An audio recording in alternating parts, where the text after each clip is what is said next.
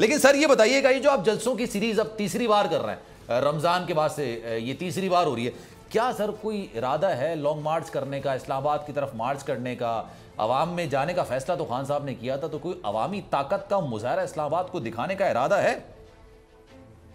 अभी मेरा ख्याल है इनको और जलील होने दिया जाए, अभी ये और जलील हो जाए। अभी ये डेवी का फैसला कर लें, इन्होंने 50 रुपए तक डेवी ले जानी है।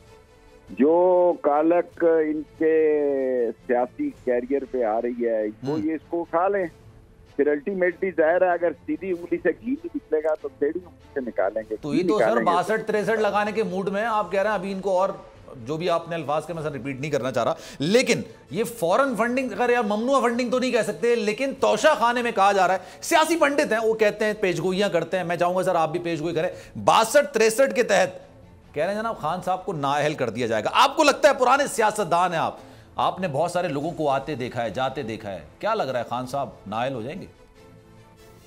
देखिए, इनके ख्वाब देखने पे तो कोई पाबंदी नहीं। एक मकबूल, मजबूत और जहां दीदा लीडर को दीवार पे 13 पार्टियां लगा के खुद क्या कसम की है कि ये कौम जो है मुर्दा हो गई है। ये बहुत बाशऊर हो गए हैं। 140 मिलियन लोगों की जेब में खून की शक्ल में क्लाशनकोव है और ये देश नेस कर देंगे सब कुछ जो कुछ नजर आ रहा है। अच्छा। अल्टीमेटली तो फिर फैसला अगर सड़कों पे होना है तो ये सड़कें भी तैयार हैं। अच्छा। और मैदान भी हाजिर है और घोड़ा भी हाजिर है, जो इंतखाब करना चाहें वो कर रहे हैं। और मेज भी हाजिर है, मेज पे करना है, मैदान पे करना है, घोड़े पे करना है, जिस पे करना है ये करना। तो घोड़े पर होगा, मेज पर होगा, मैदान पर होगा, लग क्या रहा है कहां पर होगी जंग? ये ठीक हो जाएगा, मैं पुरुम्मीद हूं कि रास्ता निकलेगा।